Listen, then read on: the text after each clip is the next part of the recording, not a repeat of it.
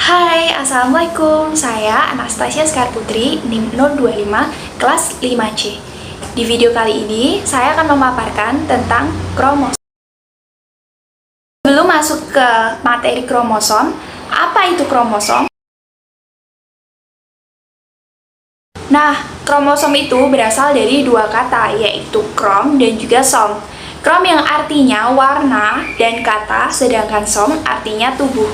Nah, kromosom itu adalah struktur pembawa materi genetik yang terletak dalam nukleus atau inti sel. Selanjutnya yaitu pengapakan DNA. Pengapakan DNA ini melalui 4 tahap, yaitu tahap yang pertama yaitu untai DNA ini itu dipintal dalam suatu protein histon. Nah, protein histon ini kemudian mengikat DNA, kemudian menjadi nukleosom. Nah, tahap yang kedua yaitu nukleosom satu dengan yang lainnya ini bergabung membentuk benang yang lebih padat dan kemudian terpintal menjadi lipatan-lipatan yang disebut dengan solenoid. Yang ketiga yaitu solenoid ini tadi bergabung satu dengan yang lainnya. Nah, kemudian menjadi lebih padat, kemudian membentuk kromatin. Yang terakhir yaitu benang kromatin ini kemudian memadat kembali membentuk lengan kromatid. Nah, lengan kromatid ini kemudian berpasangan dan kemudian membentuk kromosom. Selanjutnya yaitu susunan kromosom. Nah, terlihat di gambar itu ada susunan kromosom berbentuknya gambar ya seperti itu. Nah, itu dimulai dari lokus, matriks, kromiol, sentromer atau kinetokor, kemudian benang kromonema, lengan kromosom, dan yang terakhir yaitu satelit. Oke, kita akan bahas satu-satu ya. Nah, mulai dari sentromer atau kinetokor. Sentromer ini merupakan penghubung antara kromonema yang satu dengan yang lainnya. Nah, sentromer ini berfungsi sebagai tempat melekatnya benang gelendong pada waktu kromosom itu akan bergerak menuju ke kutub sel pada fase anafase pada pembelahan kromosom. Oke, selanjutnya yaitu kromonema. Kromonema ini berbentuknya itu seperti pita yang bentuknya spiral. Nah, kromonema ini sebagai tempat melekatnya kromiol dan juga kromomer. Nah, kromomer atau granula besar. Nah, kromomer ini adalah struktur yang berupa manik-manik yang merupakan akumulasi dari materi kromatid. Nah, kromomer ini secara sederhana merupakan penebalan pada materi kromatid. Selanjutnya yaitu kromiol.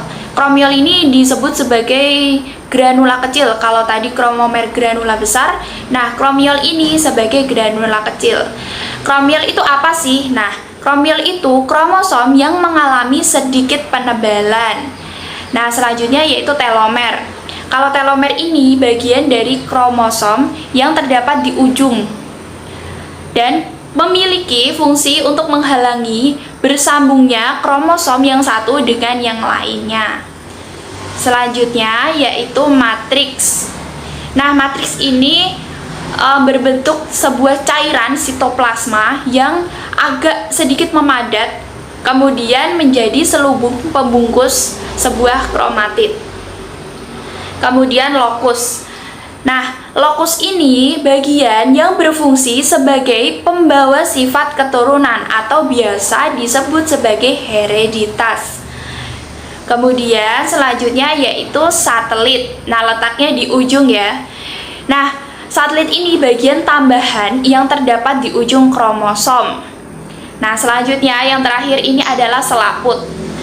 Selaput ini lapisan tipis yang menyelubungi kromosom. Jadi lapisan-lapisan yang ada di kromosom itu bernama selaput. Oke, sekarang bentuk kromosom. Nah, seperti yang ada di gambar itu bentuk kromosom telosentrik.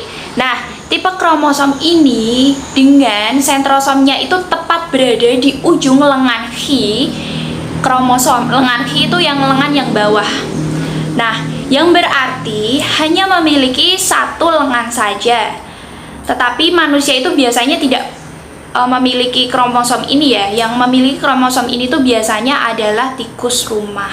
Jadi tidak mungkin manusia itu terdapat telosentrik, tapi kemungkinan ada juga, tapi biasanya terdapat pada tikus rumah. Nah, kalau tadi kan lebih panjang He-nya. Nah, kalau yang sekarang yaitu akrosentris. Nah, seperti di gambar itu ya. Nah, tipe kromosom ini itu dengan sentrosom yang berada sangat dekat dengan lengan P kromonema. Nah, hal ini berarti lengan kromonema ini akan jauh lebih panjang dibandingkan dengan lengan P-nya. Nah, seperti pada dilihat di gambar ya. P-nya itu lebih pendek daripada He-nya. Jadi kalau seperti itu dinamakan akrosentrik. Nah, oke, selanjutnya yaitu submetasentris seperti di gambar itu ya. Kalau yang pertama itu He-nya lebih panjang dan satu lengan saja. Yang kedua tadi P-nya itu pendek dan yang He-nya itu tetap panjang. Nah, selanjutnya itu submetasentris. Nah, tipe kromosom ini itu dengan sentrosom yang berada lebih dekat dengan salah satu lengan saja. Nah, hal ini terlihat pada gambar itu di mana salah satu lengannya kromosom ini itu sedikit lebih panjang dibanding lengan satunya. Jadi, seperti tadi tapi lebih panjang sedikit. Nah, seperti di gambar itu ya. Nah, selanjutnya itu metasentrik. Nah, tipe kromosom ini itu memiliki sentrosom tepat di tengah-tengah kedua lengan kromonema.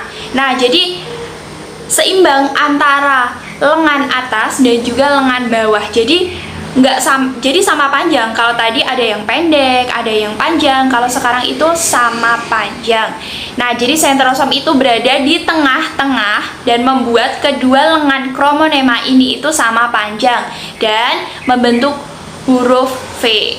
Nah, kalau bentuknya huruf V seperti itu dinamakan metasentris. Oke, sekarang yaitu tipe kromosom. Nah, tipe kromosom itu ada dua. Yang pertama yaitu disebut dengan autosom, yang kedua yaitu gonosom. Oke, yang pertama dulu ya. Yang pertama ini bernama autosom. Nah, autosom ini apa sih? Autosom itu ialah kromosom biasa yang tidak berperan dalam menentukan jenis kelamin. Nah, dari 46 kromosom di dalam nukleus sel tubuh manusia, maka jumlah autosom ini sebanyak 44 buah atau 22 pasang. Nah, kemudian yang kedua yaitu gonosom atau biasa disebut dengan seks kromosom. Kalau yang autosom tadi tidak menentukan jenis kelamin, nah ini kebalikannya. Justru gonosom ini merupakan berperan dalam menentukan jenis kelamin. Nah, biasanya itu terdapat sepasang kromosom. Melihat macamnya itu dapat dibedakan menjadi kromosom X dan juga kromosom Y.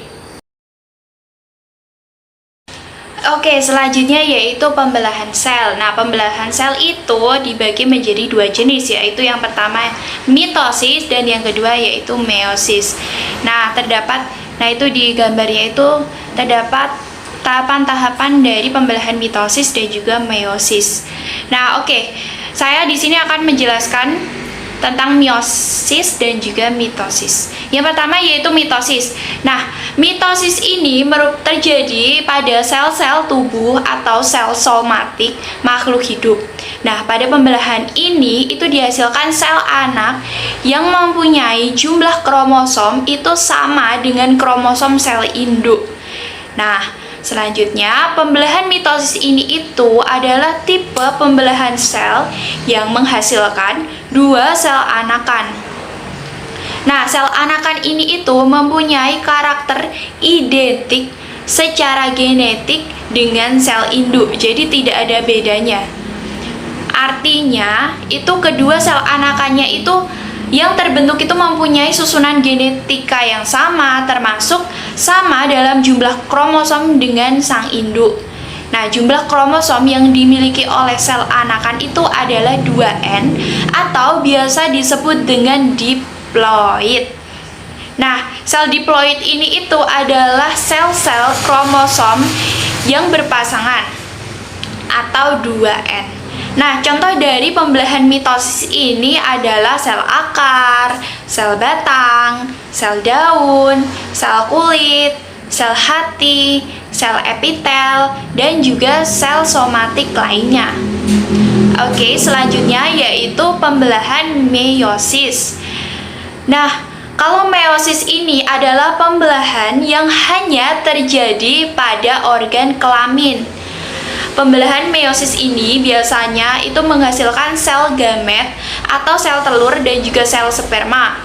Nah, melalui pembelahan ini akan dihasilkan sel anak yang mempunyai kromosom itu setengah dari kromosom sel induk. Kalau yang tadi mitosis itu identik dan kromosomnya itu sama jumlahnya dengan sang induk, kalau meiosis ini terdapat setengahnya saja. Nah, perbedaannya itu. Nah, kemudian pembelahan meiosis ini adalah pembelahan sel yang menghasilkan 4 anakan yang masing-masing sel itu memiliki separuh dari jumlah kromosom sel induk. Kalau mitosis tadi 2 anakan, kalau meiosis ini terdapat 4 anakan. Nah, jumlah kromosom yang dimiliki oleh sel anakan atau N atau biasa juga disebut haploid. Nah, maka pembelahan sel meiosis ini disebut sebagai pembelahan reduksi. Nah, fase-fase pembelahan meiosis ini sebenarnya mirip dengan fase pembelahan mitosis. Namun, pada pembelahan meiosis ini berlangsung dalam 2 tingkat, yaitu meiosis 1 dan juga meiosis 2. Nah, hal ini menyebabkan sel anakan itu menjadi 4. Kalau mitosis tadi terjadi hanya 1 tahapan dan menghasilkan 2 anakan. Nah, sedangkan meiosis ini terdapat 2 kali tahapan dan menghasilkan 4 sel anakan. Nah, contoh dari pembelahan meiosis ini adalah, nah, meiosis itu dapat dilakukan oleh sel gamet atau sel kelamin ya, baik pada tumbuhan, hewan maupun manusia. Nah, meiosis ini berfungsi sebagai proses reproduksi. Nah, ketika terjadi fertilisasi, sel ovumnya itu dan sel sperma itu akan melebur dan kemudian menghasilkan 46 kromosom dan dalam zigot ya.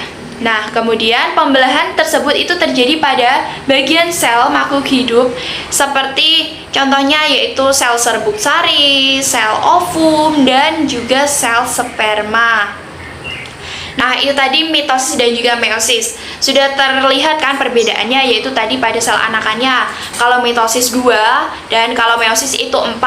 Nah, kalau mitosis itu identik dengan induknya, kalau meiosis itu hanya setengah. Oke, sekian pemaparan tentang materi kromosom pada video kali ini. Kurang lebihnya mohon maaf. Wassalamualaikum warahmatullahi wabarakatuh.